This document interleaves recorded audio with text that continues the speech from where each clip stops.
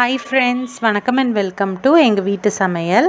நம்ம இன்றைக்கி வந்து மதுரை ஸ்பெஷல் மிளகா சட்னியும் கூடவே வந்து உடனடியாக இட்லி மாவு வச்சு கார குழிப்பணியாரமும் நம்ம வந்து செஞ்சு காமிக்க போகிறோம். வாங்க இந்த காம்போ எப்படி செய்யலான்றதை பார்ப்போம். இந்த வீடியோவில் ஒரு சட்னி ரெசிபியும் அதுக்கு ஏற்றபடி உடனடியாக ஈஸியாக செய்யக்கூடிய ஒரு பிரேக்ஃபாஸ்ட் ரெசிபி தான் செஞ்சு காட்ட போகிறோம். அதாவது மதுரை ஸ்பெஷல் கார சட்னியும் இட்லி மாவில் செய்யக்கூடிய ஒரு கார குழிப்பணியாரமும் தான் செஞ்சு காட்ட போகிறோம். வாங்க எப்படி செய்வோம்னு பார்ப்போம். ஃபஸ்ட்டு வந்து நம்ம கார சட்னி, அதாவது மிளகா சட்னி எப்படி செய்யலான்றதை பார்ப்போம். இதுக்கு 12 மிளகா வத்தல் ப்ளஸ் 3 காஷ்மீரி சில்லி, சின்ன வெங்காயம் ஒரு 30, பூண்டு பல் 8, புளி வந்து சின்ன நெல்லிக்காய் அளவு எடுத்துக்கலாம், கடலைப்பருப்பு 1 டேபிள் ஸ்பூன், உளுந்தம்பருப்பு 1 டேபிள் ஸ்பூன், தனியா 1/2 டேபிள் ஸ்பூன், கருவேப்பிலை கொஞ்சோண்டு, பெருங்காயம் கொஞ்சோண்டு, தேவையான அளவு உப்பு. ஃபஸ்ட்டு கடாயில் கொஞ்சமாக எண்ணெய் விட்டுக்கணும். எண்ணெய் விட்டுட்டு நம்ம வந்து கடலைப்பருப்பை வந்து சேர்த்துருக்கோம். கடலைப்பருப்பை வந்து நல்லா ஃப்ரை பண்ணிக்கோங்க.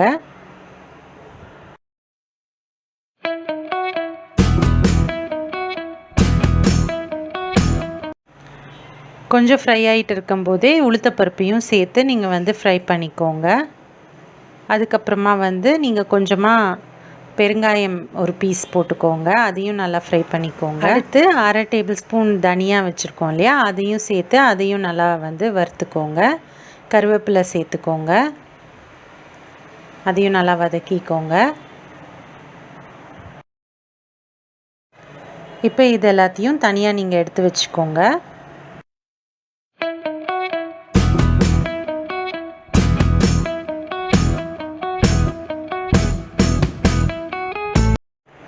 அதே கடாயில் மிளகா வத்தலை சேர்த்து அதையும் வந்து நல்லா சூடேறுற மாதிரி வறுத்துக்கோங்க ஸ்லோ ஃப்ளேமில். இதையும் ஒரு பிளேட்டில் போட்டு வச்சுக்கோங்க.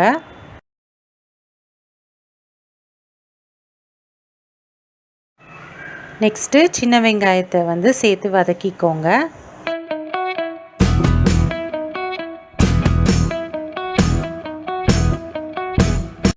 கூடவே பூண்டையும் சேர்த்து அதில் வந்து ஃப்ரை பண்ணிக்கோங்க.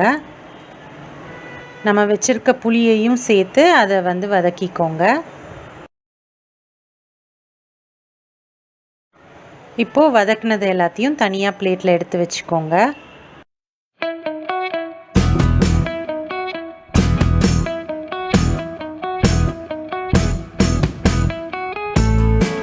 இப்போ ஃபஸ்ட்டு மிக்சியில் வந்து நம்ம மிளகா வத்தல் சேர்க்க போகிறோம். அதுக்கப்புறம் நம்ம வறுத்து வச்சுருக்க கடலைப்பருப்பு, உளுத்தம்பருப்பு, பெருங்காயம், கருவேப்பிலை அதெல்லாம் சேர்த்துக்க போகிறோம். இதை சேர்த்துட்டு நம்ம வந்து அரைச்சிக்க போகிறோம். இதை வந்து மிக்சியில் தண்ணி இல்லாமல் இந்த மாதிரி அரைச்சி எடுத்துக்கோங்க.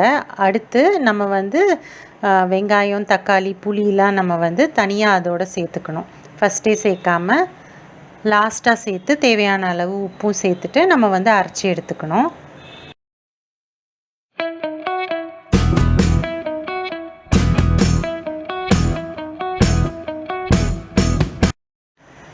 இப்போ வந்து தேவையான அளவு தண்ணி விட்டு இதை நம்ம நல்லா ஃபைனாக அரைச்சி எடுத்துட்டோம். இதை வந்து ஒரு கிண்ணத்துக்கு ட்ரான்ஸ்ஃபர் பண்ணி வச்சுக்கலாம்.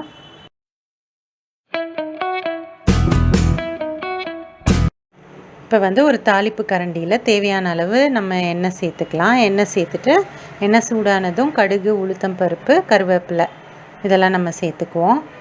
சேர்த்துட்டு நம்ம இந்த சட்னியில் தாளித்தோம் அப்படின்னா ரொம்ப சூப்பராக இருக்கும் இந்த சட்னி. இது வந்து இட்லி, தோசை, குழிப்பணியாரம் எல்லாத்துக்குமே வந்து ரொம்பவே சுவையாக இருக்கும்.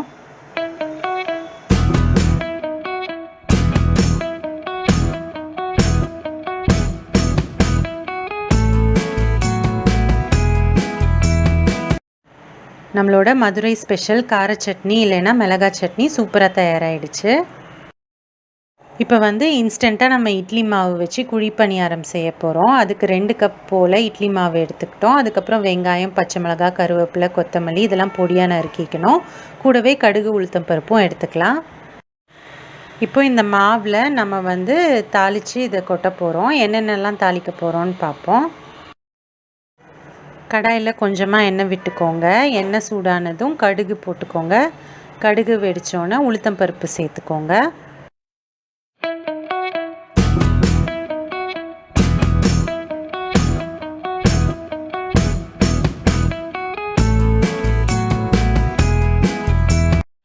அடுத்து பொடியாக நறுக்கிய கருவேப்பிலை, பொடியாக நறுக்கின பச்சை மிளகா இதெல்லாம் சேர்த்து நல்லா வதக்கிக்கோங்க. இது நல்லா வதங்கினோன்னே நம்ம வெட்டி வச்சுருக்க வெங்காயத்தையும் சேர்த்து நல்லா வதக்கிக்கோங்க.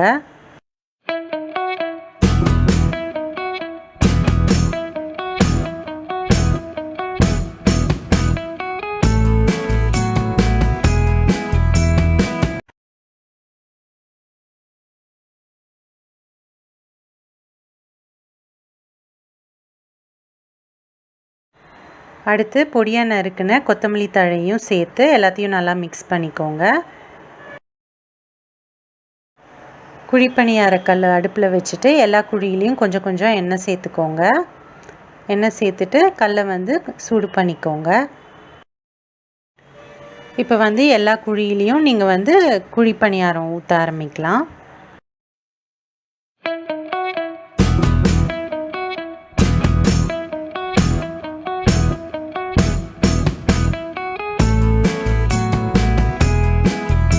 தீயை மிதமாக வச்சுக்கோங்க. இந்த குழிப்பணியாரத்தில் நம்ம மாவு போட்ட பிறகு இதை ஒரு மூடி வச்சு மூடிடுங்க.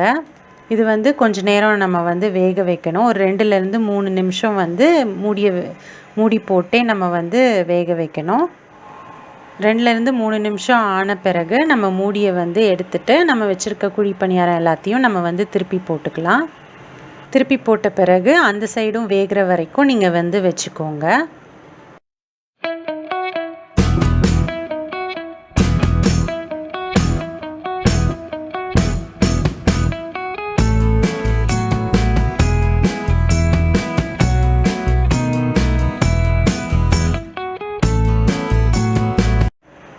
வெந்த பிறகு நீங்கள் குழிப்பணியாரத்தெல்லாம் எடுத்து தட்டில் வச்சுக்கோங்க.